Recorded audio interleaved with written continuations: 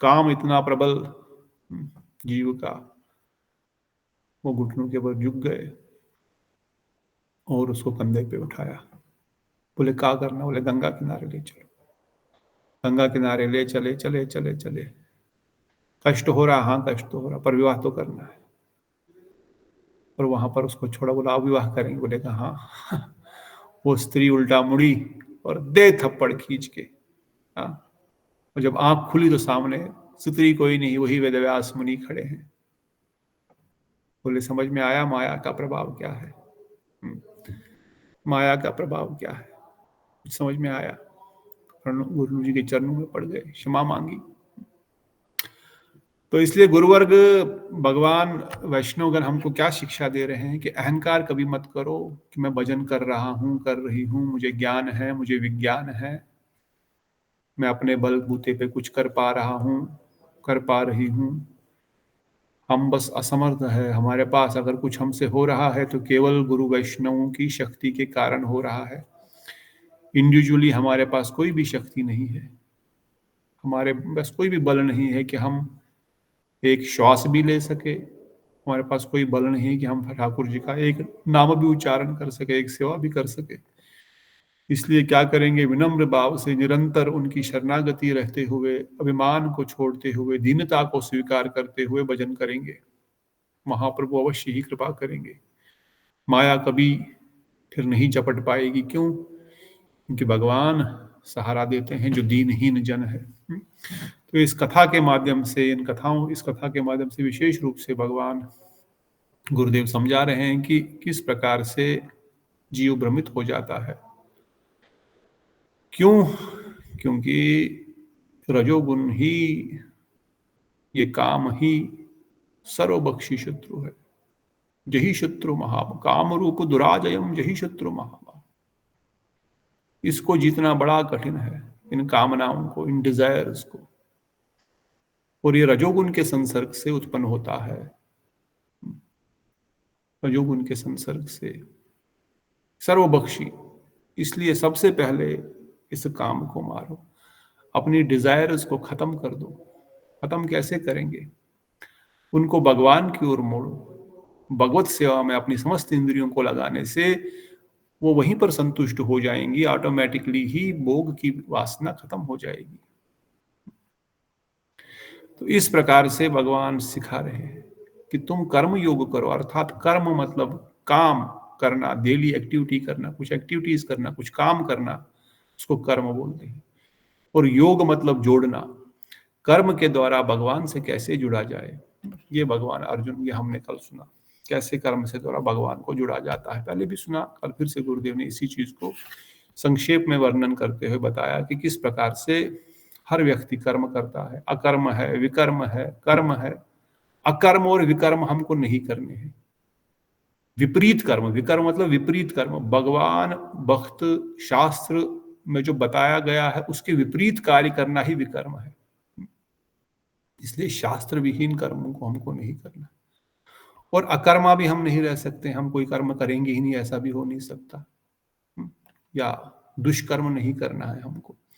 तो कर्म करना है, कौन सा कर्म करना है? भगवान संबंधी कर्म करना है, भगवत शास्त्र संबंधी कर्म करना है।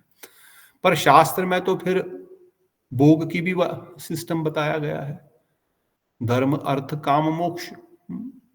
जो शास्त्र में बताया गया है कि तुम भोग करो, भोग के भी विधि विधान बताए गए, कर्मकांड भी बताए गए। परंतु अगर वह कर्म हम करेंगे, कर्मकांड के कर्म करेंगे, तो हम फिर कर्म बंधन में बंधेंगे, बार बार संसार में आना पड़ेगा। इसलिए शास्त्र में विहित कर्म करो, मगर भक्ति भगवान के अनुकूल, भगवान की प्रसन्नता के लिए। यज्ञ अर्थात अन्यत्रो यम लोके कर्म बंधना। अगर आप कर्म वेद पुराणों के अनुसार अपनी इच्छा, अपनी भोगों की प्राप्ति के लिए करोगे तो वो संसार में बांधेंगे। लोके कर्म बंधना, इस लोक में आपको बांध लेगा वो। तदर्थम कर्म कौन्तेय मुक्त संगा समाचर। अगर तुम विष्णु के लिए अर्पित निष्काम कर्म करोगे, भगवान को अर्पित करते हुए करोगे, तो कर्म आपको बांधेंगे नहीं, क्योंकि अब हम भगवान के लिए कर रहे हैं कर्म। अपने लिए वही कार्य करेंगे तो वही हमको बांधेगा। अपने लिए खाना बनाएंगे तो कर्म का फल भोगना पड़ेगा। अपने लिए नौकरी करेंगे तो उसका फल भोगना पड़ेगा, अपने लिए घर बनाएंगे तो उसका फल भोगना, हमको फिर से उस घर को में जो आसक्ति हो जाएगी, जिस कारण से जिस तरह से बनाया उसमें दोबारा आना पड़ेगा। जो भी कार्य हम अपनी प्रसन्नता के लिए करेंगे वो हमको संसार से बांधेगा, बार बार बार बार हमको कर्म के संसार के चक्कर में घूमना पड़ेगा। परंतु वही कार्य, वही एक्टिविटी, वही दिनचर्या केवल ये बोलते हुए, मन में ये भाव करते हुए कि ठाकुर आपके लिए है, तो फिर वो कभी बांधेगा नहीं, वो यज्ञ बन जाएगा, वो भगवान को अर्पित हो जाएगा, वो एक्टिविटी यज्ञ में विष्णु के लिए स्वाहा हो जाएगी। इस प्रकार से भगवान शिक्षा देते हैं, पाप का आचरण मत करो, सर्वदोषित कर्म नहीं करना, अपने स्वार्थ के लिए नहीं करना, बल्कि भगवान की प्रसन्नता के लिए कर्म करना। ये कर्म का साक्षात सार है, कर्म योग का सार है, जो भगवान के लिए कर्म करता है। इसलिए भगवान बोलते हैं कि मैं बाकियों का ध्यान, मुझे बाकियों की चिंता नहीं, जो कर्मकांडी है। जगत गुरु प्रभुपाद जी का परसों तिरुभाव तिथि है, मंडे को। प्रभुपाद जी का एक उपदेश है, प्रभुपाद जी कहते हैं जो पंच उपासक है या जो कर्मकांडी है वो कभी वैष्णव नहीं हो सकते, वो कभी वैष्णव नहीं हो सकते, क्योंकि उनकी एकात्मिक भक्ति है ही नहीं। दुर्गा की, गणेश की, शिव की, सूर्य की और कृष्ण की, ये पंच उपासक इन पांचों की उपासना करते हैं, एक की नहीं। इन पांचों के प्रति इनका श्रद्धा भाव, पूजा पाठ भाव का भावना है। गोपाल जी बोलते वो कभी शुद्ध वैष्णव हो ही नहीं सकते, वो कोई भक्त क्या है, वो उनको भक्त क्या नहीं कहा जा सकता, वो भक्त नहीं कहलाएंगे। स्पष्ट, भक्त केवल कृष्ण भजन करेगा। तो ये अर्जुन ने हम ये कर्म योग का सुना, फिर ज्ञान योग का सारांश सुना, बुद्धि के द्वारा कैसे मन को कंट्रोल करना है, कैसे मन ही हमारा शत्रु है, मित्र है, ये भी भगवान बता रहे हैं। ये ज्ञान है, ज्ञान के द्वारा, बुद्धि के द्वारा मन कंट्रोल में हो सकता है। बुद्धि मन का बाप है, और बाप बच्चे को कंट्रोल कर सकता है, मगर बाप के पास पावर होना चाहिए ना कंट्रोल करने के लिए। अगर वो कमजोर है तो फिर वो कंट्रोल नहीं कर पाएगा। उसको पावर मिलेगा कहां से? उसको पावर मिलेगा ज्ञान से। इस बुद्धि को शक्ति मिलेगी कहां से? बुद्धि को शक्ति मिलेगी ज्ञान से।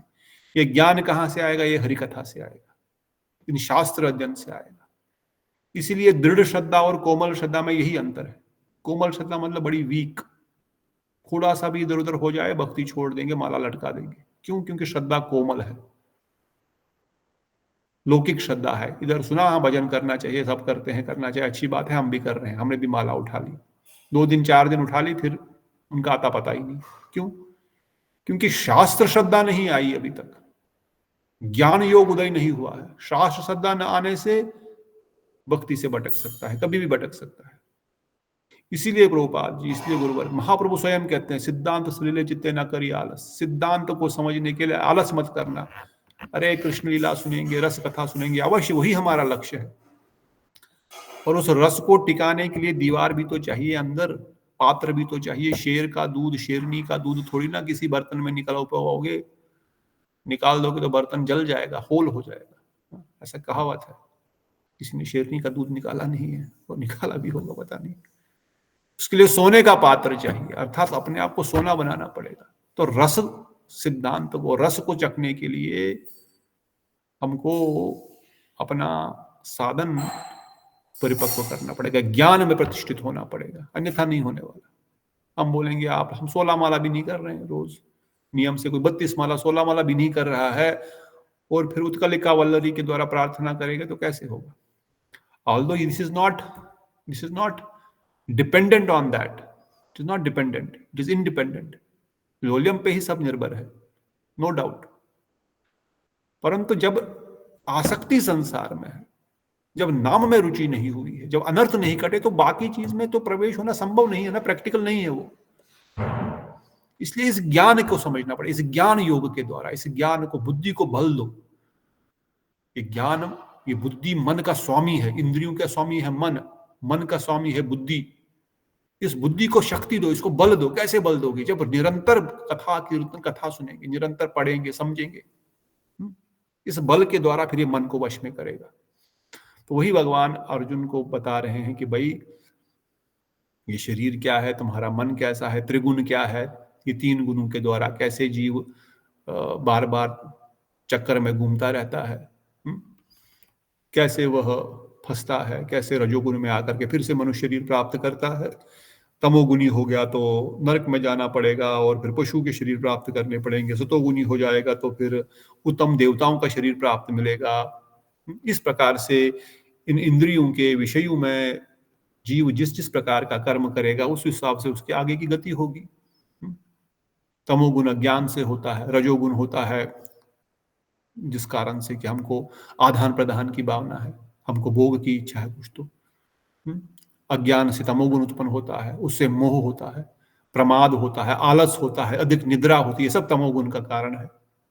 जो अधिक निद्रा सोते रहते हैं, आलसी है, प्रमादी है, ये सब तमोगुणी है। तमोगुण अभी तक ठीक से गया नहीं है। इसको कम कर, ऑटोमेटिकली जब साधन भजन आदमी करेगा तो तमोगुण दूर जाएगा। ये सबसे निकृष्ट है। सतोगुण में स्वार्थी नहीं रहेगा, जीव दया हृदय में होगी, दूसरों के प्रति सेवा भावना होगी, कुछ काम सेवा करने की इच्छा प्रकट होगी। रजोगुण में बस अपना भोग की प्रवृत्ति होगी, बस मेरा खुद का कैसे भला हो, दूसरा जाए, मुझे कुछ लेना देना नहीं है। बुरा भी नहीं चाहूंगा किसी का, मगर पहले तो मेरी खुद की प्रायोरिटी है, पहले मैं खुद को अपना देख लूं। तमोगुनी व्यक्ति को कपटता, हिंसा, बेईमानी ये सब अच्छा लगता है, जो कि भक्ति में उसको आगे बढ़ने से बड़ा कठिन है। उनका भोजन भी वैसा ही होता है, अधिक तीखा, अधिक खट्टा, बहुत ज्यादा खट्टा खाने वाले, बहुत ज्यादा तीखा खाने वाले, बहुत ज्यादा गर्म खाने वाले, ये सब तमोगुनियों का स्वभाव है। मांस, मछली, अंडा तो छोड़ी, तो है ही है, इवन बाकी चीजें भी बहुत ज्यादा तीखा, बहुत ज्यादा खट्टा, बहुत ज्यादा मीठा भी, इवन बहुत ज्यादा कसेला, ये सब चीजें, मतलब एवरीथिंग मोर देन रिक्वायर्ड, अधिक अधिक मात्रा में, अधिक चाहिए। थोड़ा सा हल्का सा खट्टा है, ठीक है, हल्का सा तीखा भी है, चटपटा हमारे ठाकुर जी को पसंद है, वो भी ठीक है, पर बहुत तीखा भी नहीं, उसी प्रकार से बहुत कसेला भी नहीं, इन सब चीजों को। तो इस प्रकार से तमोगुनी व्यक्ति फिर नरकों में जाएगा, नहीं तो मृत्यु के बाद कीड़ा मकोड़ा बन जाएगा। सतोगुनी व्यक्ति को स्वर्गलोक आदि मिलेगा। ये सब हमने सुना, अर्जुन को भगवान समझा रहे हैं। इस प्रकार से बुद्धि को ये समझाया जा रहा है कि अगर तुम अपना सही में भला चाहते हो तो तुम सतोगुनी बन जाओ और शुद्ध सत्व में आ जाओ। इन चीजों को समझो, गुरु जी का पदाश्रय ग्रहण करो, शिक्षा गुरु धारण करो, अध्ययन करो, पढ़ो, क्योंकि जब दृढ़ श्रद्धा आएगी तब फिर भक्ति से डगमगाओगे। जब दृढ़ श्रद्धा का दूसरा नाम है शास्त्रीय श्रद्धा। दृढ़ श्रद्धा बोलो या बिना शास्त्रीय श्रद्धा के दृढ़ता आना कठिन है। बिना शास्त्र प्रवेश किए दृढ़ता नहीं आ सकती। इसलिए दृढ़ श्रद्धा मतलब परिपक्व श्रद्धा, मतलब पक्की श्रद्धा का दूसरा नाम है शास्त्रीय श्रद्धा। इसलिए जिसको शास्त्र की अनुभूति है, जो जानता है इन चीजों को ठीक से, तत्व से जानता है, वह भक्ति में फिर नहीं डिगमगाएगा। फिर चाहे इधर का उधर हो जाए, वो नहीं डगमगाएगा। पर जब तक उसको ये बुद्धि योग नहीं प्राप्त होगा, जब तक उसको ज्ञान योग प्राप्त नहीं होगा, तब तक चांसेस है कि वो भक्ति से भटक सकता है। क्योंकि बुद्धि योग, ज्ञान योग के द्वारा वो चीजों को ठीक ठीक समझ गया है, मेरे लिए सही क्या है, मेरे लिए गलत क्या है, मुझे करना कैसे है, क्यों करना है, किस लिए करना है। तब फिर उसको वो टेंशन नहीं है कि भाई कोई मुझे गाली देगा या कोई मुझे कुछ बोलेगा या कोई माता पिता सपोर्ट नहीं कर रहे हैं, पति गाली दे रहा है, बेटा खाना नहीं दे रहा है, डजंट मैटर। उसको जानता है मेरा एक मनुष्य शरीर मिला है, 50, 100, 60 साल, 80 साल, 100 साल की जिंदगी है, भले में भूखा भी मर जाऊंगा और भजन तो नहीं छोड़ूंगा। अगला जन्म तो गारंटी है कि उत्तम से उत्तम ही होगा, भगवत प्राप्ति नहीं भी होगी मगर इससे तो बढ़िया ही होगा, जहां पर भजन और इससे अच्छे से करूंगा। आज अगर मैंने भजन नहीं छोड़ा तो अगली बार क्यों छोड़ूंगा, अगली बार तो और भी परिपक्व हो जाएगा मेरा भजन। इतना तो दृढ़ विश्वास, क्योंकि बुद्धि के द्वारा चीजों को समझ रहा है। फिर कर्म संन्यास योग, कि कर्म को छोड़ दो, कर्म करो ही मत। ऐसा नहीं, कर्म संन्यास का मतलब ये नहीं है। कर्म संन्यास का मतलब नहीं कि कर्म करो ही मत, अकर्मा तो कोई रह ही नहीं सकता। कर्म के फल की अभिलाषा को त्यागने को ही कर्म संन्यास बताया गया। कर्म फल की अभिलाषा, कर्म फल की आसक्ति, अभिलाषा तो चलो ठीक है, आसक्ति उसमें ना हो। कर्म का रिजल्ट चाहिए परंतु उसमें आसक्ति ना बन जाए, वही वही यथार्थ में संन्यास है। द्वेष और राग से मुक्त हो जाए, किसी से द्वेष नहीं करेगा, अटैचमेंट भी नहीं है किसी के प्रति, कर्तव्य समझ करके सब कर रहे हैं। एक बार मुझे बोले थे, अगर अटैचमेंट नहीं रहेगी बच्चों से, बड़ों से, फिर कैसे हम लोग प्रेम करेंगे उनसे, फिर कैसे सेवा हो पाएगी? अटैचमेंट से ही तो सेवा होगी। अटैचमेंट उनके शरीर से होगी तो कष्ट होगा, अटैचमेंट उनके शरीर से होगी तो अगर उनको संसार में आना पड़ा तो तुमको भी उनके पीछे पीछे आना पड़ेगा। अटैचमेंट गाड़ी में बैठे हो किसी आदमी से होगी, रास्ते में ट्रेन में जा रहे हैं तो वो उतर गया तो आपको भी उतरना पड़े, आप भी उतरो, इतनी अटैचमेंट होगी तो उतर जाओगे उसके साथ ही। पर ऐसा नहीं होता है ना, हम आगे निकल जाते हैं अपने रास्ते से। तो फिर क्या करें? अवश्य प्रेम करो, अवश्य सेवा करो, पर शरीर समझ करके नहीं, भगवान का भक्त समझ करके। सबका सोल्यूशन है, ऐसा नहीं बोले कि माता पिता भाई बंधु पुत्र परिवार की सेवा मत करो, भगवान ने कहीं ऐसा नहीं बताया। ये नहीं बताया कि तुम छोड़ कर, इसलिए भगवान का कर्म संन्यास योग। कर्म संन्यास लोग समझते हैं छोड़ करके चले गए जंगलों में और फिर बीड़ी फूकने लग गए, फिर शराब पीने लग गए, फिर अवैध स्त्री संग करने लग गए, फिर वही जुआ खेलने लग गए। ये कैसा कर्म संन्यास है? जॉब नहीं करेंगे, बिजनेस नहीं करेंगे, कुछ नहीं करेंगे, फिर क्या करेंगे? भीख मांगेंगे और फिर भोग करेंगे। ये कर्म, ये थोड़ी कर्म संन्यास है। भीख तो मांग रहे हो, कर्म तो कर रहे हो। दिस इज नॉट कर्म संन्यास। कर्म के फल से जो आसक्ति है उसको त्याग दो, राग द्वेष को त्याग दो। जो पुत्र परिवार है उसी में रहो, वहीं पर रहो, उनकी सेवा करो। पर सेवा किस प्रकार करो? ये भगवान के भक्त है, उसके लिए उनको भगवान का भक्त बनाना पड़ेगा। नहीं होंगे भगवान के भक्त, बोलोगे भगवान के भक्त तो कैसे चलेगा? झूठ। अपने अपने स्वार्थ को सिद्ध करने के लिए भगवान के भक्त समझ के कर रहा हूं। भगवान के भक्त बनाओ उनको। चलो वो उतने उत्तम भक्त नहीं हो पाए पर ठीक है, नाम तो कर रहे हैं, नाम तो कर रहे हैं, भगवान को प्रणाम तो कर रहे हैं। भगवान ने सिंपल बोला, पत्रम पुष्पम फलम तोयम। भगवान को पत्र पुष्प चढ़ा रहे हैं, मध्याजीमा में भगवान को नमस्कार तो कर रहे हैं। हाँ, ये भक्त है, फिर नो प्रॉब्लम। हाँ, वैष्णव नहीं कहेंगे उनको, क्योंकि भक्ति विनोद ठाकुर स्पष्ट वर्णन करते हैं, जो व्यक्ति वैष्णव मंत्र में दीक्षित है, विष्णु भक्ति परायण है, वही वैष्णव है। पर ठीक है, ये भगवान के अंश है, जीवात्मा है, वही उनका, और कुछ तो प्रयास कर रहे हैं, चलो ठीक है, इसलिए मैं इनकी सेवा कर रहा हूं अच्छे से, प्रेम से। ऐसा नहीं कि मजबूरी में, प्रेम से, आसक्ति, प्रेम के साथ, प्रेम के साथ सेवा करो। परंतु भाव यही है कि ये भगवान के अंश है, भगवान का जीवात्मा है, भगवान का प्रिय है, और मैं इनकी सेवा भी इसलिए करूं ताकि ये भक्त बनेंगे, ये भी भगवत धाम को प्राप्त होंगे। इसलिए अर्जुन को भगवान कहते हैं, अशुद्ध चित्त के व्यक्तियों के लिए कर्म से स्वरूपता त्याग अपेक्षा आसक्ति रहित कर्म योग आश्रय ग्रहण करना चाहिए। जिनको भोग की अभिलाषा भी है, जो भी अशुद्ध चित्त है, जिनका मन अभी मलिन है, मन साफ नहीं हुआ है, संसार के प्रति भोग करने की प्रवृत्ति है, ऐसे व्यक्तियों को कर्म करना चाहिए पर आसक्ति नहीं रखनी चाहिए। अर्थात कर्म भी वो करे अपना, कर्म मतलब यहां पर आ गया इवन कर्म योग नहीं, अभी तो कर्म योग करे, भगवान से जुड़ा हुआ कर्म करे, परंतु आसक्ति मत रखे बस। फिर वो धीरे धीरे भोगों को कम करेगा, ऑटोमेटिक हो जाएंगे, अलग से प्रयास करने की जरूरत नहीं पड़ती। भक्ति मार्ग ऐसा मार्ग है, इसमें यम नियम प्राणायाम के द्वारा इंद्रियों को रोको, ध्यान को केंद्रित करने का अलग से मार्ग का वर्णन नहीं किया गया है कि हम अलग से अपने मन को कंट्रोल करने का प्रयास करें, अपनी इंद्रियों को कंट्रोल करने का प्रयास करें, नियम पालन प्रयास करें। नहीं, अलग से कोई नियम करने की आवश्यकता नहीं है। केवल नवदा भक्ति के अंगों को, पंचंगा भक्ति के अंगों, श्रवण कीर्तन सिमरन रूपी भक्ति के अंगों को पालन करने से ऑटोमेटिकली ही संसार के भोगों के प्रति विरक्ति आ जाएगी, मन एकाग्रचित भी हो जाएगा, मन भी कीर्तन में लगने लगेगा, मन भी नाम में लगने लगेगा, कथा में भी मन लगने लगेगा, सब कुछ ऑटोमेटिक हो जाएगा। करना का प्रोसेस वही है, श्रवण कीर्तन सिमरन।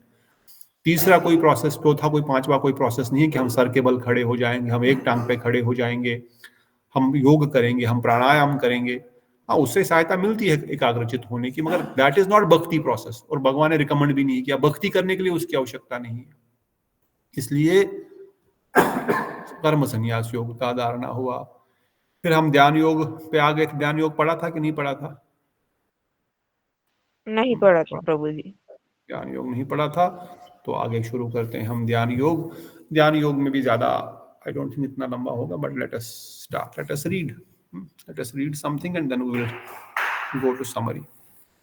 ओके, आज कौन शुरू करना चाहते हैं? कौन कौन भक्त जुड़े अभी तक? ओके, और कोई जुड़ा बाद में? हाँ, जुड़े हैं सब लोग। शीला दीदी, रजनी दीदी, चंद्रकांत, मोहन प्रभु, माधवी दीदी, श्याम सुंदर प्रभु, समर प्रभु, बीना हरे प्रभु, कृष्णा धन्यवाद प्रणाम प्रभु जी। दीर कृष्ण प्रभु एंड हरे कृष्णा प्रभु जी, दंडवत प्रणाम। ठीक है, कौन पढ़ना हरे कृष्णा चाहता प्रभु है? जी, दंडवत प्रणाम। दंडवत माधवी दीदी, श्री राधे। ज्ञान योग के विषय में साधक तत्वविद गुरु से उपदेशों को सुनकर बलिभांति समझ लेता है कि चित्त शुद्धि होने पर भगवत ध्यान संभव पर होता है।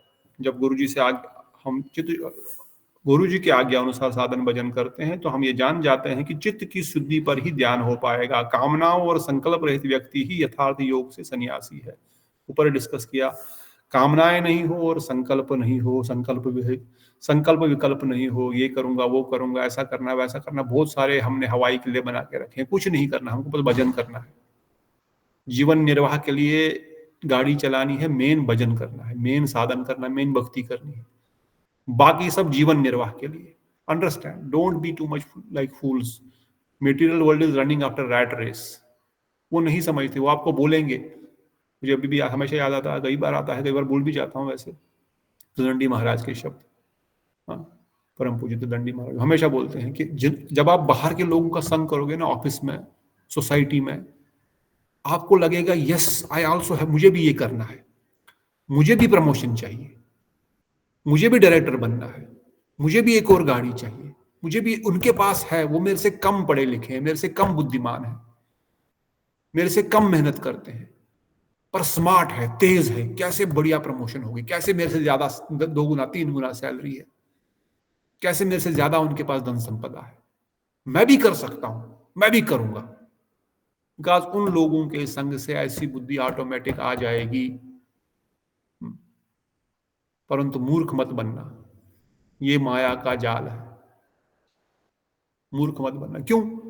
क्या प्रॉब्लम है ज्यादा मेहनत करने में? अवश्य मेहनत करो ज्यादा, पर नाम जपने के लिए, जल्दी उठने के लिए, अध्ययन करने के लिए, कीर्तन करने के लिए। बाकी सब चीजों में अधिक मेहनत करने की आवश्यकता नहीं है भाई। वो तो कर्मों के अनुसार, जब प्रारब्ध कर्म पे विश्वास करते हो, प्रारब्ध के अनुसार मिलने ही मिलेगा जब मिलना होगा।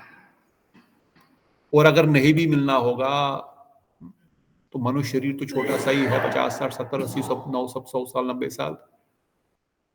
जो इसका मेन वैल्यू है भजन करना, उसको करो ना। परंतु बाहर की दुनिया में, उनके संसर्ग में, ऐसे लोगों के संसर्ग में रहने से बार बार बुद्धि में ये तड़प उठ जाती है कि भाई मुझे क्यों नहीं, मैं भी तो कर सकता हूं, मेरे से छोटा, मेरे से कम कमजोर, मेरे से कम बुद्धि, मेरे से कम क्वालिफाइड, उसके पास इतनी सारी फैसिलिटीज, इतनी सारी चीजें। अरे मूर्ख व्यक्ति, उसके पास भक्ति है क्या? भक्ति है क्या?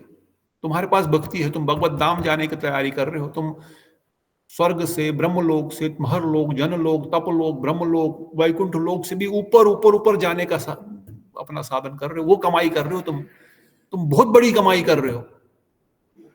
गाड़ी बंगला महलों की कमाई कुछ भी नहीं है उसके सामने। बहुत बड़ी कमाई तुम्हारी हो रही है, उसको ध्यान रखो। मूर्ख मत बनो, इन छोटी छोटी कमाइयों के पीछे अपना मनुष्य जीवन बर्बाद मत करो। हाँ, भगवान की पूर्व कर्मों के अनुसार से ऑटोमेटिक आ रहा है तो गुरु वैष्णव की सेवा में लगा लेंगे।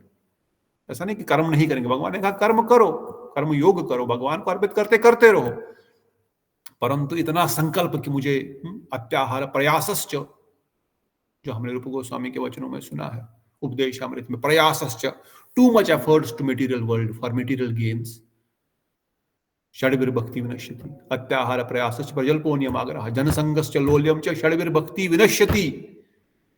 To much efforts for material world is भक्ति का विनाश का कारण है। इस बात को समझो।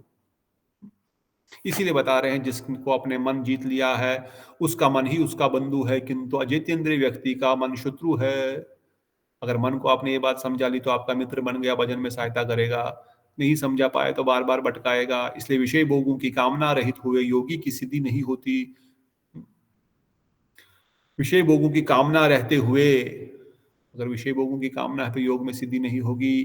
परमति आहार विहार करने वाले व्यक्ति की योग सिद्धि होती है। इस प्रकार पाप रहित योगी पवित्र स्थान में उचित आसन पर बैठकर इंद्रियों के विषय को हटाकर मन को निरंतर योग निष्ठ करते हुए अन्यासी पर ब्रह्म की प्राप्ति, परम ब्रह्म रूपी परम सुख प्राप्त करता है, अर्थात जीवन से मुक्त हो जाता है। समस्त प्राणी अंतर्यामी के रूप में भगवत दर्शन और श्री भगवान के आश्रय में जीवों को स्थापित है, ऐसे अनुभव ही योग की सिद्धि है। इस अध्याय के अंत में भगवान श्री कृष्ण ने कहा, योगिनाम अपि सर्वेषां मद्गतो अंतरात्मना श्रद्धावान भजते यो मां समय युक्तो मे मतः।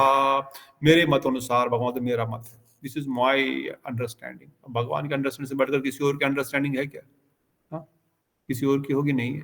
मेरे मत अनुसार समस्त योगियों में वही योगी सर्वश्रेष्ठ है जो श्रद्धावान होकर मुझ में आसक्त मन के द्वारा निरंतर मुझे ही भजता है, अर्थात भक्ति तपस्वी कर्मी ज्ञानी और योगी से भी श्रेष्ठ है। तुम ध्यान करो किसका? जीरो का, निर्विशेष का।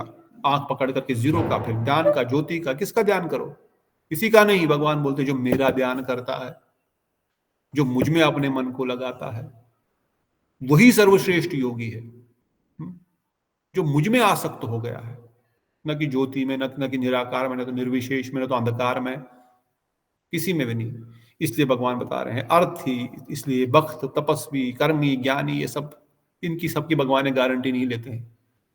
भगवान ने इसको क्लियर बताया, मैं इनमें किसी की गारंटी नहीं लेता हूं। केवल भक्ता मम विजानंती, केवल भक्त की मैं गारंटी, भक्त मुझे जान सकता है, भक्त की मैं गारंटी लेता हूं। इसलिए ध्यान योग भी किसका ध्यान करना है? ध्यान योग में ध्यान किसका करना है? भगवान श्री कृष्ण का। कौन से श्री कृष्ण? ब्रजेंद्र श्याम सुंदर श्री कृष्ण। हमेशा ब्रजेंद्र नंदन श्याम सुंदर। हमें अपना लक्ष्य नहीं भूलना है। अब गीता में हम पढ़ रहे हैं तो हम अर्जुन गीता संवाद वाले कृष्ण का ध्यान करेंगे, ऐसा नहीं। हमारा ध्यान वही रहेगा, आराध्य भगवान ब्रजेश तनयम तद्दामम वृंदावनम, उन्हीं का ध्यान होगा। आगे भक्ति योग का अध्याय है। Anyone ready? गीता में भगवान श्री कृष्ण ने स्वयं अनेक, अगर आप जल्दी नहीं बोलेंगे तो मैं पकड़ लूंगा फिर से अध्याय को। मैं प्रभु जी मैं पढ़ सकती हूँ। ओके माधवी दीदी।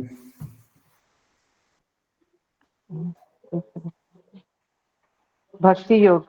गीता में भगवान श्री कृष्ण ने स्वयं अनेक स्थानों पर यह स्पष्ट घोषणा की है कि वे परतत्व की चरम सीमा है, उनके अतिरिक्त और कोई भी परम तत्व है ही नहीं। भगवान श्री कृष्ण की अध्यक्षता में उनकी बहिरंगा माया शक्ति चर अचर सहित संपूर्ण जगत को प्रसव करती है और जगत की पुनः पुनः सृष्टि होती है। जीव अतिशूद्र होने के कारण इस माया के बंधन को काट नहीं सकता। श्री कृष्ण के श्री चरण कमलों में एकांतिक रूप से शरणागत हुए बिना माया जाल से छुटकारा पाने का और कोई उपाय नहीं है। मूढ़, विवेक शून्य, नराधम, मनुष्यों में नीच, माया के द्वारा विलुप्त ज्ञान वाले और आसुरी प्रवृत्ति वाले, ये चार प्रकार के दुष्कृति संपन्न व्यक्ति भगवान का भजन नहीं करते हैं और इसके विपरीत आर्त, दुखी, जिज्ञासु अर्थात धन को इच्छा वाले और ज्ञानी, ये चार प्रकार के सुकृति संपन्न व्यक्ति भगवान का भजन करते हैं। इस जगत में भगवत भक्त सुदुर्लभ है। जिनके ज्ञान को कामनाओं ने हर लिया है, वो अन्यान्य देव देवियों की आराधना से नश्वर वस्तुओं की अभिलाषा करते हैं। इससे उनका परम कल्याण नहीं हो सकता। एक एकांतिक भक्तों के द्वारा ही श्री कृष्ण प्राप्ति सुलभ है। भागवत का पुनर्जन्म नहीं होता और अनन्य ये क्या वर्ड है? भगवत भक्त का, भगवत भक्त का पुनर्जन्म नहीं होता और अनन्या केवल भगवान की ही भक्ति के द्वारा ही भगवत प्राप्ति होती है। कर्म, ज्ञान, ध्यान, अष्टांग योग के द्वारा प्राप्त किए जाने वाले फल भक्ति के द्वारा अनायास ही प्राप्त किए जा सकते हैं। गीता में भगवान ने भक्ति योग को ही सर्वश्रेष्ठ साधन बतलाया है। इसीलिए भक्ति योग का विस्तार से वर्णन आगे के अध्याय में किया गया है। तो यही बता रहे हैं गुरुदेव कि किस प्रकार से भक्ति योग के द्वारा सब कुछ, संसारिक भी आध्यात्मिक भी, सब कुछ प्राप्त हो जाएगा। इसलिए मूर्ख न बनो, देवी देवताओं, पीर बाबाओं, कब्रिस्तानों के यहाँ वहां मत पड़ो, केवल भगवान का भजन करो। एकमात्र भगवान की शरण लेने से संसारिक वस्तुएं भी मिलेंगी, क्योंकि अल्पज्ञ मूर्ख व्यक्ति देवताओं के पास जाते हैं, वो ये नहीं जानते कि देवता भी मुझसे लेकर ही आपको देते हैं। देवता समझो एक कंपनी में कैशियर है, वो सैलरी दे रहा है, पर मेन तो मालिक के अकाउंट से पैसे दे रहा है ना, सैलरी तो अपने घर से नहीं लाके दे रहा है। इसलिए देवताओं के पास खुद में इंडिपेंडेंट कुछ भी देने का अधिकार नहीं है।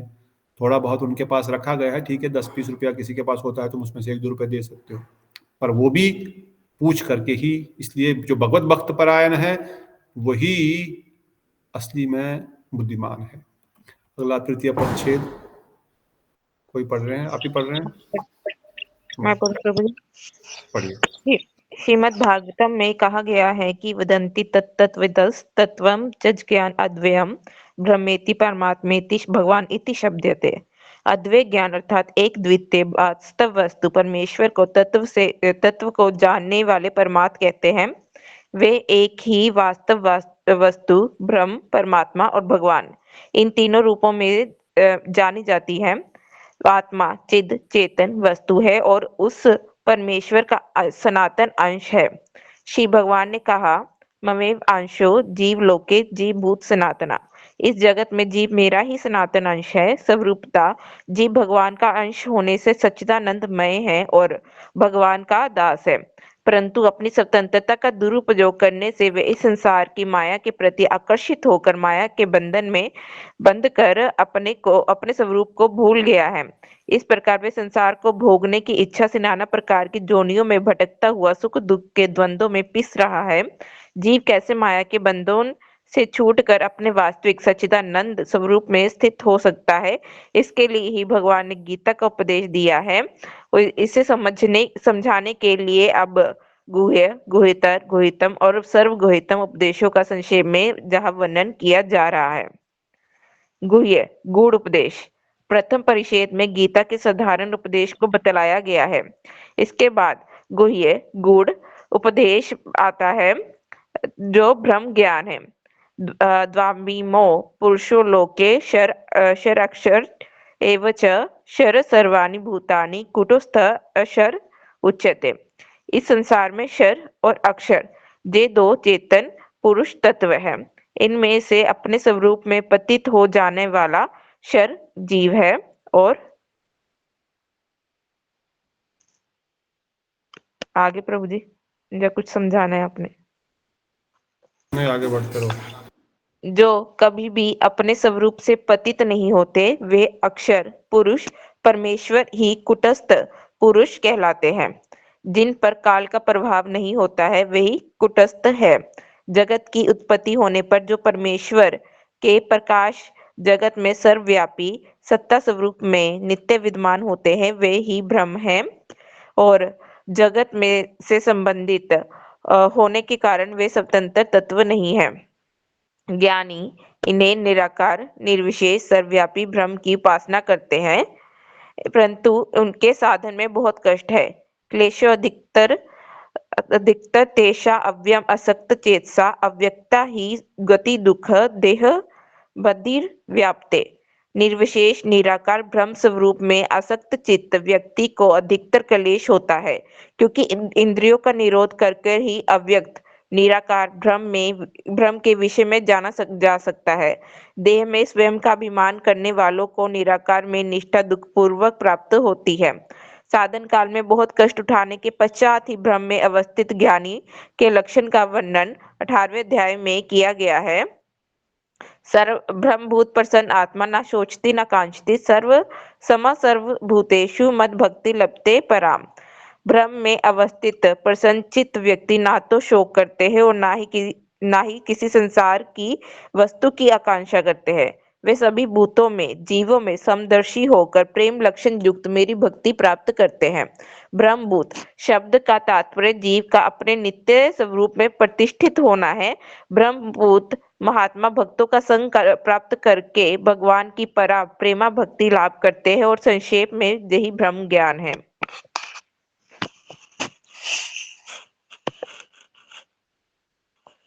गुह्यतर अधिक गुड़ उपदेश। इसके बाद आता है गुह्यतर अधिक गूढ़ उपदेश जो कि परमात्मा का ज्ञान है। उत्तम पुरुष त्वन्य परमात्मा एत उदारता जो लोकत्रयमाविश्य विवृत्य अव्यय ईश्वरा। किंतु पहले कहे गए हुए क्षर और अक्षर तत्व से भिन्न एक अन्य उत्तम पुरुष परमात्मा कहलाते हैं जो ईश्वर और निर्विकार है और तीनों लोकों में प्रविष्ट होकर उनका पालन करते हैं।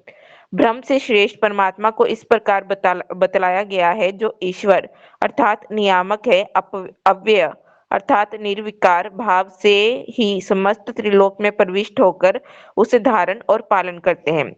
परमात्मा प्रत्येक जीव के हृदय में अंगूठे के आकार में चतुर्भुज विष्णु के रूप में जीव के सभी कार्यों के साक्षी के रूप में निवास करते हैं। उन्हीं से ही जीवों के कर्म फल के अनुसार स्मृति और ज्ञान तथा दोनों का नाश होता है। जोगी अपने हृदय में उनका ध्यान करते हैं, किंतु वास्तविक जोगी वही है जो चित्त और देह को संयत कर विषयों का त्याग कर जोग द्वारा परमात्मा से युक्त होता है। यही ज्ञान गुह्यतर है। दोनों एक्सप्लेन कर दो थोड़ा, कोई कौन करेगा? आप ही करोगे या माधवी दीदी करेगी?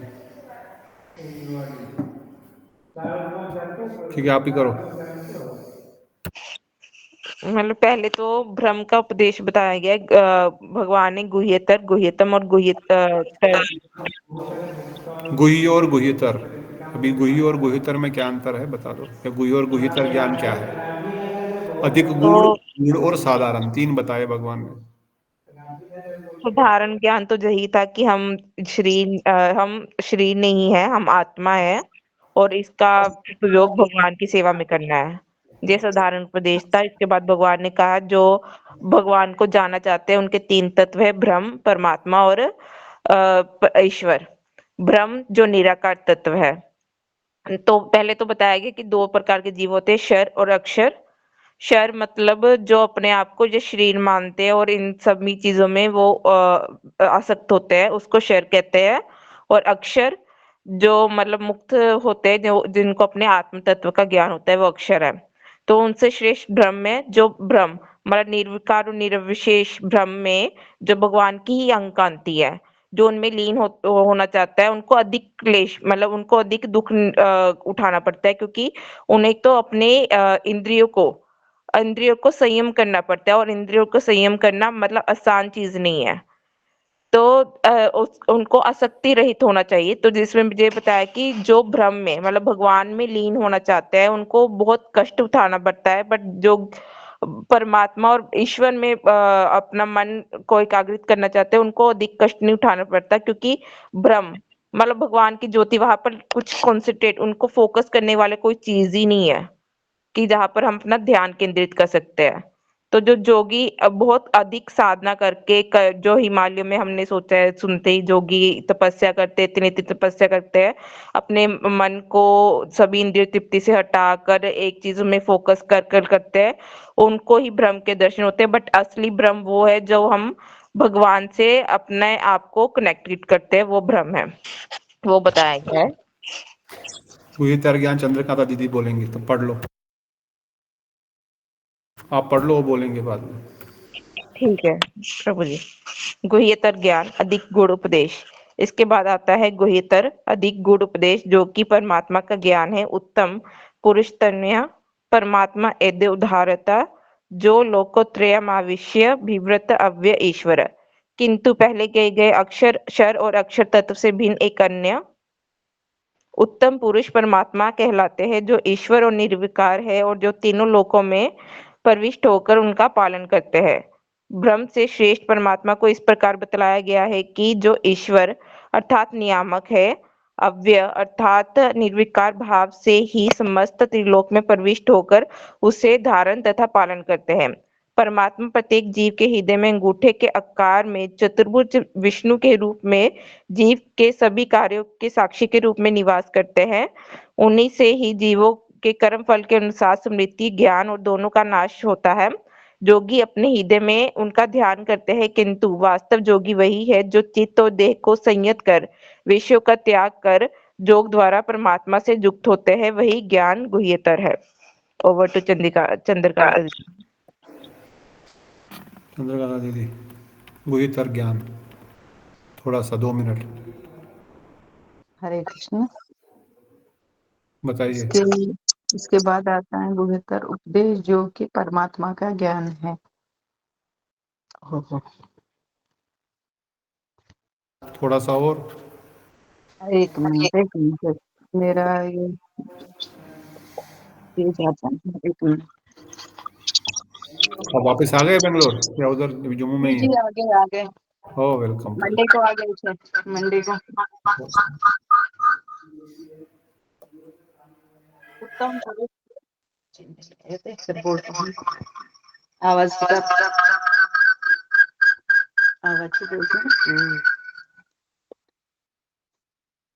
और भी कोई है वहां पर? मोबाइल ब्रह्मा से श्रेष्ठ। ये पढ़ तो उन्होंने लिया, आपको बस एक्सप्लेन करना है। कोई नहीं, आप नेक्स्ट कर लेना। यहाँ पर इतना ही पॉइंट है, एक ही पॉइंट है इसमें कि गुह्यतम ज्ञान है भगवत वस्तु को समझना। गुह्यतर गुह्यतर जिसमें भगवान हमारे हृदय में विराजमान है परमेश्वर के रूप में, और उनका जो साइज है एक अंगूठे के मात्र जितना है, इसी चीज को गुह्यतर ज्ञान बताया गया है। अब गुह्यतम उपदेश सुनेंगे, उसको बताएंगे बीना देवी। ठीक है, उसके बाद चंद्रकांत नदी आपको और बहुत आ रहा है, कोई बात नहीं, अब कल बताना। ठीक है, गुह्यतम पढ़िए। कौन पढ़ रहा है गुह्यतम ज्ञान? बीना दीदी पढ़ ले तो बेस्ट है, समझाने में इजी होगा उनको।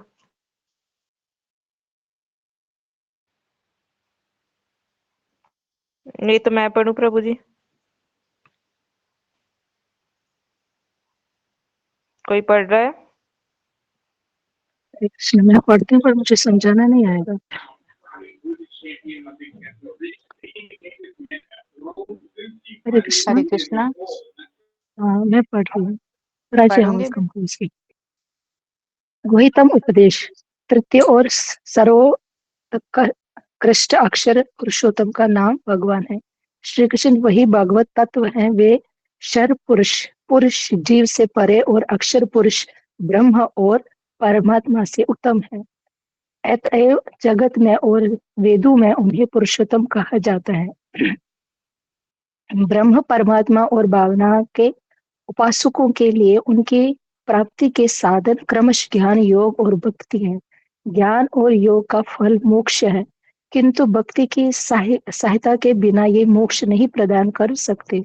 भगवान के भक्तों को अपने साध्य की सिद्धि के लिए ब्रह्म अथवा परमात्मा की उपासना नहीं करनी पड़ती। भगवत ज्ञान का गुह्यतम उपदेश शुद्ध भक्ति के लक्षण वाला है। इस गुह्यतम ज्ञान के द्वारा ही संसार रूप अशुभ भय से मुक्त प्राप्त होती है। श्री भगवान ने कहा, राज विद्या राजगुहम पवित्र पवित्र नित्यतम प्रत्यक्षम धैर्यम सुसुखम कुरुतमेयम। भक्ति का ये ज्ञान सभी विद्याओं का राजा, गोपनीय विषयों का राजा, अतिशय पवित्र, प्रत्यक्ष, अनुभव योग्य, धर्म संगत, बिना किसी कष्ट के साध्य होने योग्य और सनातन है। अहम सर्वस्य प्रभो मत सर्व प्रभा तरते इत मातवः भजन्ते। हरे कृष्ण। कुछ बोल रहे मता भजन्ते मां बुधवा। मैं सबकी उत्पत्ति का कारण हूँ, मुझसे ही सभी कार्यों में प्रवृत्त होते हैं। इस प्रकार समझकर पंडित गण भाव उपयुक्त होकर मुझे बचते हैं। जिन्होंने अपने चित्त तथा प्राण मुझे समर्पित कर दिए हैं, वे सर्वदा एक दूसरे को मेरा तत्व बताते हुए और मेरे नाम रूप गुण लीलादि का कीर्तन करते हुए संतोष लाभ करते हैं और आनंद का अनुभव करते हैं। यहाँ एकांतिक भक्ति की सर्वश्रेष्ठता बतलाई गई है। भक्ति में ज्ञान और योगी की बातें अनंत करने की शुद्धि की अपेक्षा भी नहीं होती है। अत्यंत दुराचारी व्यक्ति हृदय में भी भक्ति कार्यपूर्वक प्रवेश कर उसे परम पवित्र और विश्व वंदनीय सर्वश्रेष्ठ महाभागवत बना देती है। भगवान श्री कृष्ण ने कहा, कौन यदि सुदुराचारी व्यक्ति भी अनन्य भजन पारायण होकर मेरा भजन करता है तो वो भी साधु ही मानने योग्य है, क्योंकि वो मेरी भक्ति में स्थिर बुद्धि वाला है। वो शीघ्र ही धर्मात्मा होकर शाश्वत शांति प्राप्त करता है। हे अर्जुन, ये प्रतिज्ञा कर लो कि मेरा भक्त कभी नष्ट नहीं होता है। शुद्ध भक्ति संबंधी ये गुहितम ज्ञान परम विद्यामय है। ईश्वर विश्व का ज्ञान को अनुभूत के साथ जानना ही विज्ञान है। यहाँ वर्णित शुद्ध भक्ति भावना की ऐश्वर्य भाव के साथ भक्ति है। ऐश्वर्य भाव में भक्त भावनाओं को सर्वशक्तिमान, सर्वव्यापी, सर्वज्ञ, सबकी सृष्टि और पालन करने वाला मानता है। उसके विचार से भगवान को भूख प्यास थकान नहीं लगती है और वे आत्मराम आत्म काम है। ऐश्वर्य भाव प्रदान होने से भक्त के लिए भावना की सेवा का अधिक अवकाश नहीं होता। इसलिए भक्त का प्रेम कुछ शिथिल हो जाता है, परंतु जब भक्त भावना के साथ लौकिक भगवान भगवान के भगवान के साथ भगवान के साथ लौकिक संबंधुताओं, संसार के संबंधी बंधुओं के समान प्रेम के संबंध से सेवा करने की इच्छा करते हैं, तब भगवान को भूख प्यास लगती है और वे थकान भी अनुभव करते हैं, जिससे कारण भक्तों को उनकी सेवा अवसर प्राप्त होता है। ऐसे भक्तों को रसमय भक्ति कहते हैं। ठीक है, धन्यवाद। मीना दीदी बताएंगे या चले गए? प्रतिभा दीदी, शीला दीदी, दीप्तोषी दीदी। गुह्यतम ज्ञान, गुह्यतम उपदेश भगवान का क्या है? राम सुंदर प्रभु घर पहुंच गए? हानि हो गई? बिटा दीदी,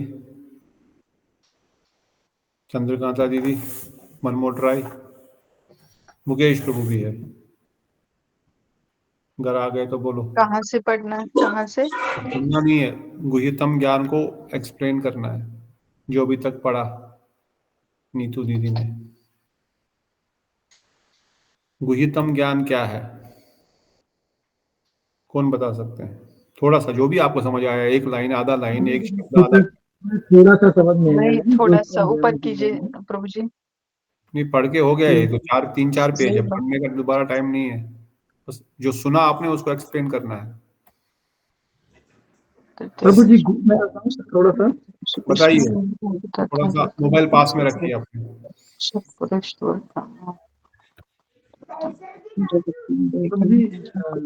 दीदी बोल रही है सर।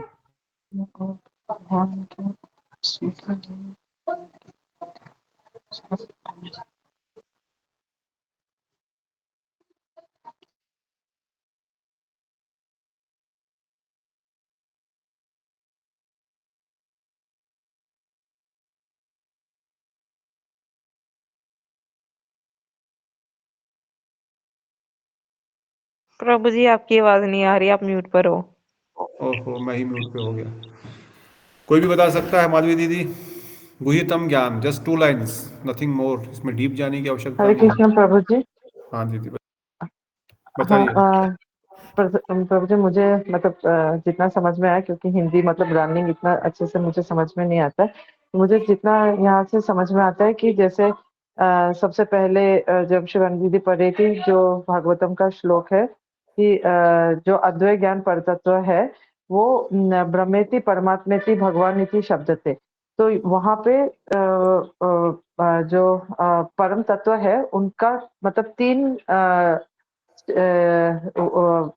फॉर्म्स या स्टेज या रूप जो भी कह लो, उसके बारे में जो बताया गया है कि पहले ब्रह्मेति जो ब्रह्म होता है, परमात्मेति और भगवान इति, ये 3 रूपों के बारे में बताया गया है। तो जो गुह्य और गुह्यतर है वो ब्रह्म और परमात्मा के बारे में बताया गया है, और जो लास्ट का जो है वो गुह्यतम है, उसमें यही बताया गया है कि मतलब जैसे ब्रह्म से परमात्मा और परमात्मा से भगवान, वो कैसे भगवान उस रूप में कैसे आते हैं।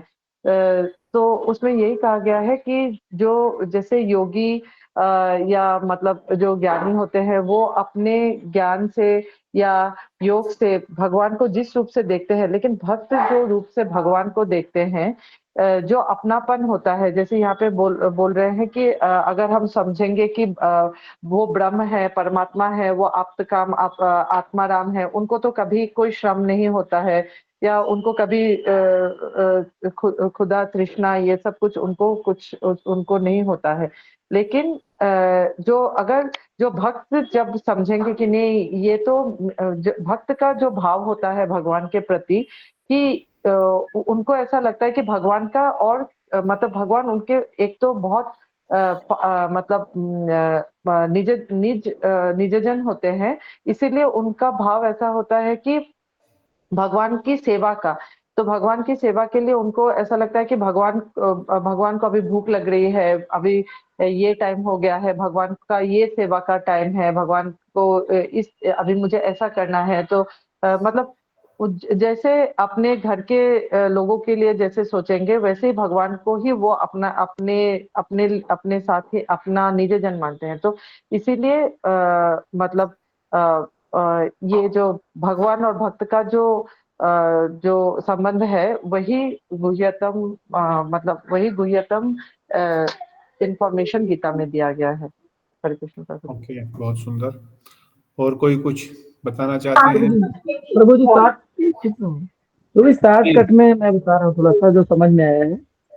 वही मतलब भगवान यही उपदेश गुह्यतम ज्ञान में बताना चाह रहे हैं कि किसी रस में साग की वात्सल माधुर्य और जो शांत मतलब किसी रस में संबंध बना के जो भक्ति या सेवा करते हैं, वही मतलब गुह्यतम ज्ञान है, सबसे सर्वोच्च गुह्यतम ज्ञान है। ठीक है। क्योंकि इसमें इसमें क्या है, कोई सेवा भक्ति मतलब छुट्टी नहीं है, मतलब प्रेम जो भगवान के प्रति, ऐश्वर्य में थोड़ा सेवा नहीं हो पाती, प्रेम ढक जाता है। तो इसमें क्या है, किसी रस में संबंध बना के अगर हम भगवान की सेवा भक्ति कर रहे हैं तो यही सबसे श्रेष्ठ है। बहुत सुंदर। सर्वगुह्यतम उपदेश पढ़ेंगे और फिर विराम देंगे, क्योंकि ये टॉपिक पूरा हो जाएगा। कोई और पढ़ना चाहते हैं? नहीं तो मैं पढ़ लूंगा। हरे कृष्ण प्रभु जी, मैं पढ़ूं? पढ़िए। अठा आपके पास बुक है? नहीं, इसी पर पढ़ूंगी, मोबाइल से ही पढ़ूंगी। कोशिश करो अगर हो। 18वें अध्याय के अंत में भगवान सर्वगुह्यतम उपदेश दे रहे हैं। गीता शास्त्र के गंभीर ज्ञान को श्रवण कर अर्जुन स्तब्ध हो गए। ये देखकर भक्त वत्सल भगवान श्री कृष्ण का हृदय पिघल गया और वह कहने लगे, हे प्रिय मित्र अर्जुन, अब जो मैं कहने जा रहा हूँ वो वचन भी परमम है, अर्थात गीता शास्त्र जो सभी शास्त्रों का सार है, उसका भी सार है। गौतमम, इन वचनों से अधिक गहन कुछ नहीं है, न कहीं नहीं है और कहीं किसी प्रकार से हो भी नहीं सकता है। ये अखंड है। इन वचनों को पुनः कहने का कारण ये है कि तुम मेरे अति प्रिय सखा हो, इसलिए तुम्हारे मंगल के लिए मैं इसे कहूंगा।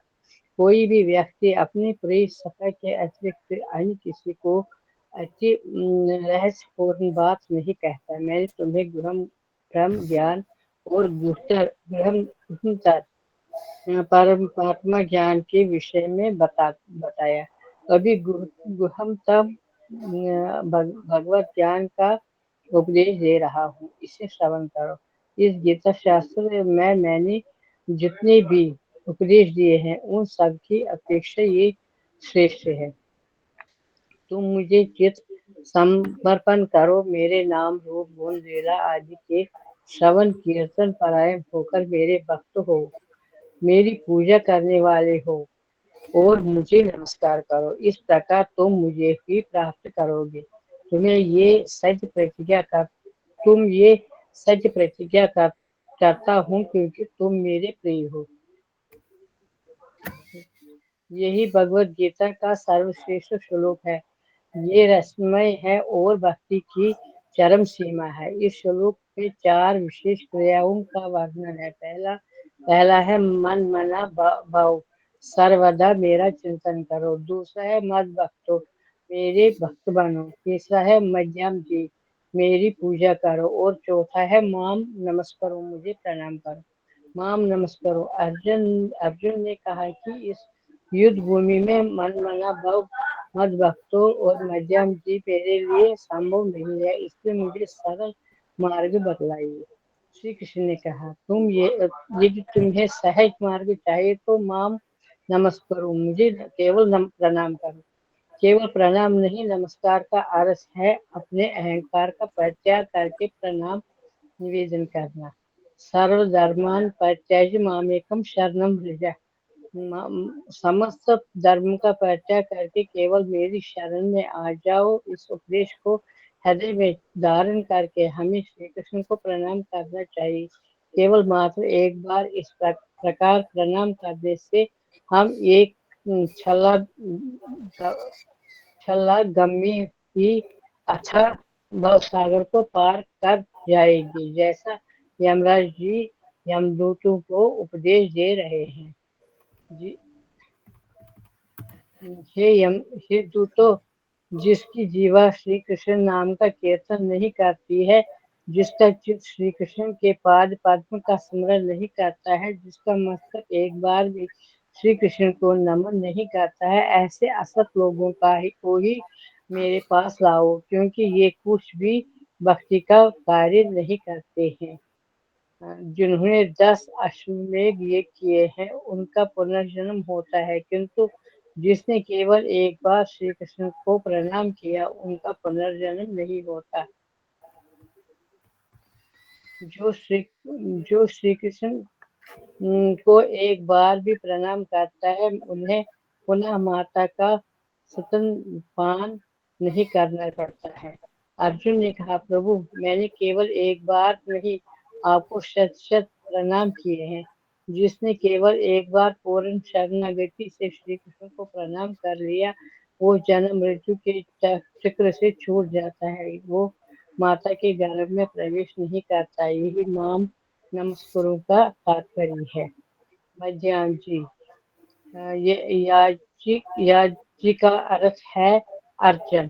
भगवान श्री कृष्ण की प्रसन्नता की प्रदान है। यदि वह संतुष्ट है तो हमारी पूजा सार्थक है और हमें स्वतः ही प्रसन्नता प्राप्त होती है। किंतु यदि हम अपने स्वार्थ के लिए पूजा कर रहे हैं तो वो सकाम भक्ति है। अधिकांश गृहस्थ अर्चन करते समय प्रार्थना करते हैं, प्रभु मैं अपने समस्त कर्मों का फल आपके चरणों में अर्पण करता हूँ। मेरे पास जो कुछ भी है वो आपका ही है और मैं उसे आपको समर्पित करता हूँ। परंतु ये वास्तव में ऐसा करते नहीं है। उनका उद्देश्य तो केवल अपने परिवार की सुख शांति है। अपने सुख की अभिलाषा से युक्त अर्चन विशुद्ध अर्चन नहीं है। अर्चन करने वाले की निष्ठा कैसी होती है, इसके लिए एक सत्य घटना का यहाँ वर्णन किया जा रहा है। मथुरा में एक बाबा रहते थे जो शालिग्राम शिला का निष्ठा पूर्वक अर्चन करते थे। अर्चन के विभिन्न अंगों का उन्हें पूर्ण ज्ञान नहीं था, किंतु वह जो कुछ करते निष्ठा पूर्वक करते थे। उन्होंने प्रतिज्ञा की थी कि प्रतिदिन ब्रह्म मुहूर्त में यमुना जी में स्नान कर यमुना जल से ही मैं शालिग्राम का अर्चन करूंगा। एक समय की बात है, माघ महीने की अमावस्या की रात थी। घनघोर अंधकार छाया हुआ था, उस पर रात भर वर्षा होती रही और हवा के तेज झोंके चलते रहे। आकाश में तारों के न होने के कारण उन्हें समय का ज्ञान नहीं हो पाया और ब्रह्म मुहूर्त से पहले ही उठकर यमुना में स्नान के लिए चल पड़े। यमुना जी का पानी बर्फ की भांति ठंडा था। ठंड के मारे उनका बुरा हाल हो रहा था, तथापि अपनी नियम के रक्षा के लिए उन्होंने यमुना जी में स्नान किया और ठाकुर जी के लिए जल लिया। जब वे वापस आ रहे थे तो अंधकार, वर्षा और शारीरिक अवस्था के कारण उन्हें अत्यंत कठिनाइयां हो रही थी। वे बड़े चिंतित हुए कि मैं किस प्रकार घर जाकर ठाकुर जी की सेवा कर पाऊंगा। इतने में ही उन्होंने देखा कि लालटेन लेकर कोई चला आ रहा है। जब वे निकल गए तो देखा कि वो एक बालक है। बालक के सिर पर वर्षा से बचने के लिए कंबल था। बिल्कुल समीप आने पर बालक ने पूछा, बाबा आप कहाँ जाएंगे? उस व्यक्ति ने अपना ठिकाना बताया तो बालक ने पुनः कहा, मैं भी उधर ही जा रहा हूँ, आप मेरे साथ चले, मैं आपको घर तक छोड़ दूंगा। वह उस बालक के साथ चलने लगे और कब वह अपने घर पहुंच गए उन्हें पता भी नहीं चला। जब वह घर की ओर मुड़ने लगे तो उन्होंने सोचा कि बालक का नाम तो पूछ लूं, किंतु ये क्या, दूर दूर तक बालक पता नहीं था। वही जड़वत खड़े रह गए और सोचने लगे, हाय, मेरे वचन की रक्षा के लिए स्वयं छलिया इस रूप में आया और मुझे छलकर चला गया। ये है अर्चन। हमारा हमारा इसी प्रकार का दृढ़ निश्चय होना चाहिए। अपने सुख दुख का विचार भगवान की सेवा में न आए, यही वास्तविक तृष्णा है। और यदि हम इसी प्रकार सतृष्ण होकर ऐसे प्रेम के साथ पूजा करेंगे तो भगवान हमें अवश्य स्वीकार करेंगे। इस विषय से संबंधित श्लोक श्री चैतन्य चरितमृत में श्री चैतन्य महाप्रभु और श्री राय रामानंद संवाद में पाया जाता है। जिस प्रकार पेट में जब तक तीव्र भूख प्यास रहती है तभी तक भोजन और पीने के द्रव्य सुखदायी होते हैं, उसी प्रकार अंतर बंधु भगवान की नाना प्रकार के उपचारों से पूजा होने पर भी ये पूजा प्रेम युक्त होने पर ही भक्तों का हृदय आनंद से द्रवित होता है। तात्पर्य ये है कि तीव्र भूख प्यास नहीं रहने से सुस्वाद, सुगंधित और मधुर खाद्य और पानी द्रव्य भी ग्रहण करने की इच्छा नहीं होती। उसी प्रकार प्रेम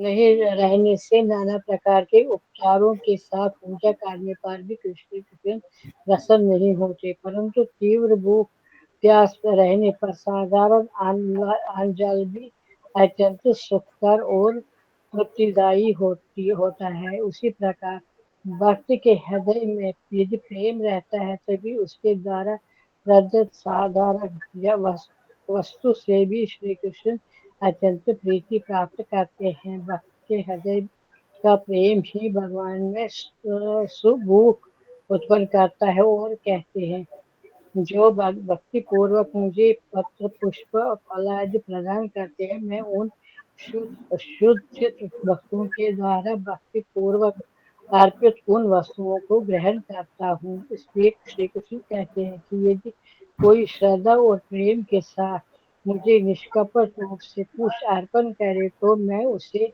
अवश्य ग्रहण करता हूँ। इस विषय में एक और सत्य कथा है।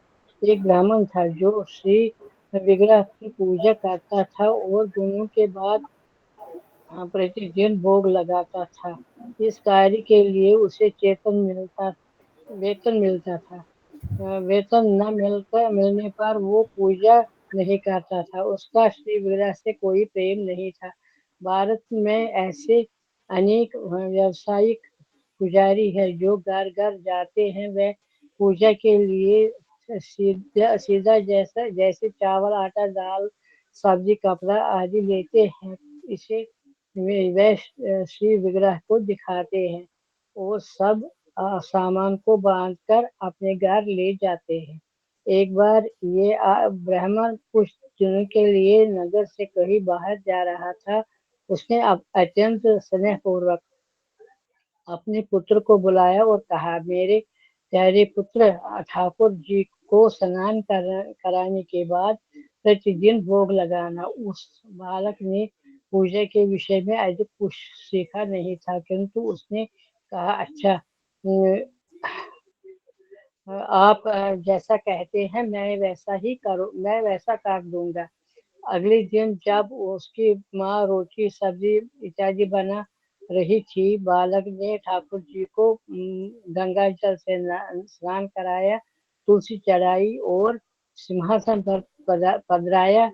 फिर तुलसी पत्र डालकर रोटी सब्जी का ये कहते हुए भोग लगाने लगा, ठाकुर जी आप अपना भोजन ग्रहण कीजिए, आप खाइए, मैं यही खड़ा रहूंगा।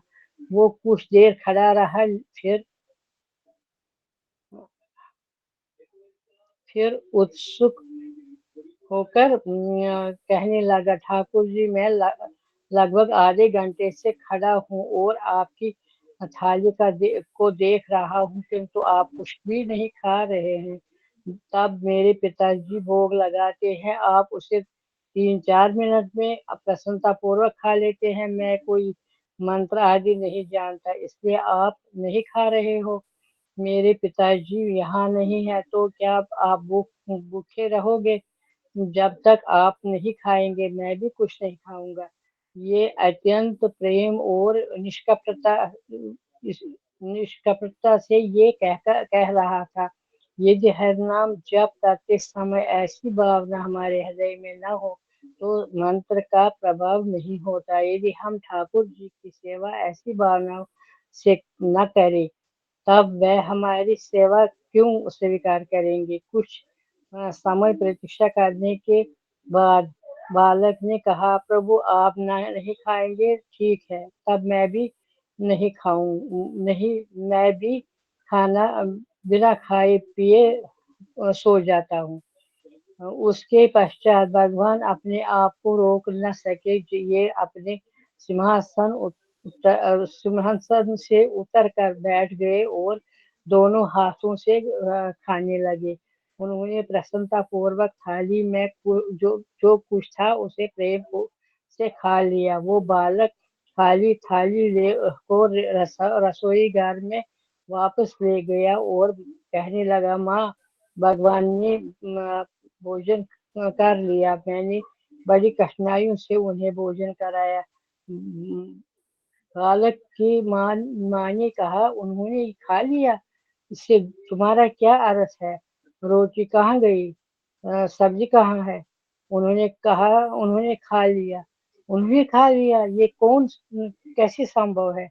अगले दिन बालक ने भगवान को पुनः उसी प्रकार भोजन करवाया। उसे अगले दिन ब्राह्मण घर वापस आ गए। उसकी पत्नी ने उनसे कहा, पिछली 2 रातों से हम बिना कुछ खाए पिए ही सो रहे हैं। ब्राह्मण ने पूछा, क्यों? ठाकुर जी जो कुछ अर्पण किया गया वह सभी कुछ खा गए। ठाकुर जी ने खा लिया, किस प्रकार? कुछ सोच विचार करने के बाद ब्राह्मण ने अपने पुत्र को बुलाया और कहा, माँ मेरे प्रिय पुत्र, तो मुझे लगता है कोई चूहा आकर समस्त भोजन को खा गया होगा। चूहे पुराने सिंहासन के नीचे अपना सिर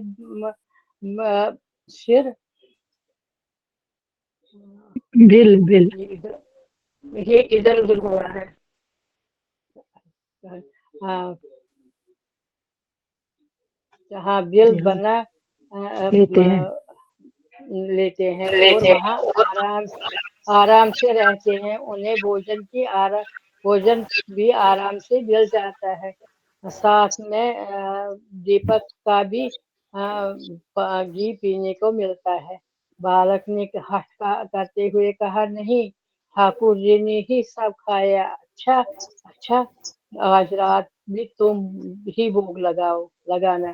उस रात जब उसका पुत्र भोग लगा रहा था, ब्राह्मण निकट में ही छिप गया और देखने लगा कि ठाकुर जी सचमुच खाने आते हैं या नहीं। उस बालक ने कहा, प्रभु आप देरी क्यों कर रहे हो? जल्दी आइए न और भोग ग्रहण कीजिए। किंतु ठाकुर जी अपने स्थान पर ही स्थित रहे। तब बालक ने कहा, प्रभु आप खा क्यों नहीं रहे हैं? आप विलंब क्यों कर रहे हैं? क्या हो गया?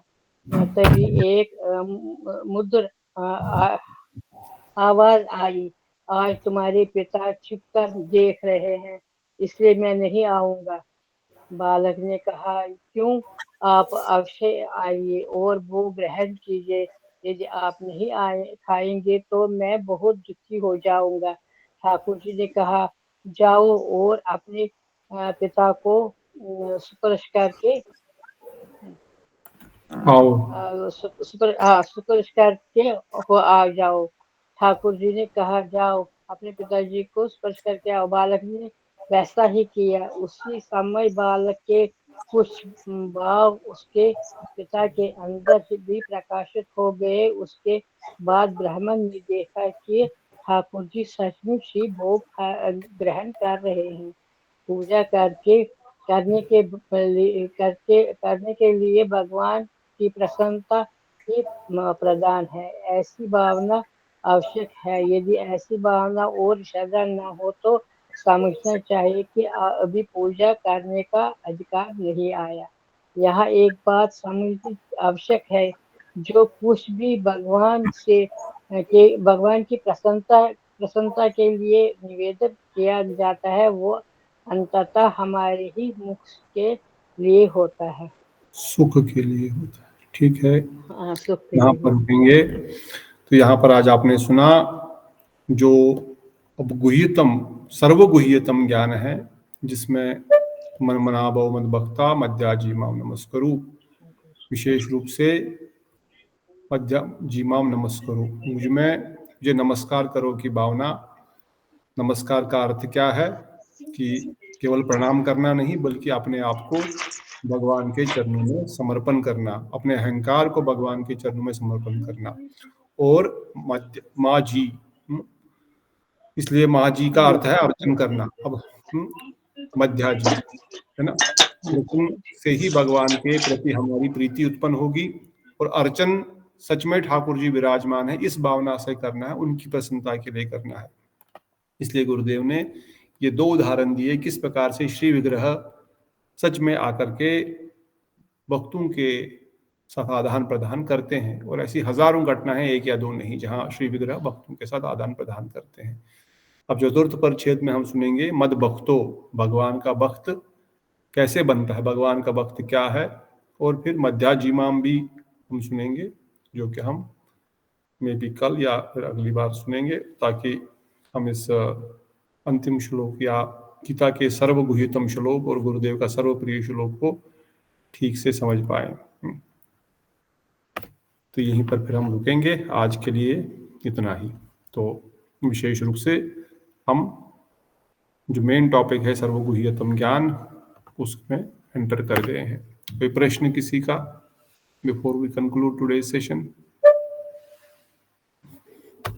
समझ में आ रहा है सबको भगवत गीता का ये ज्ञान?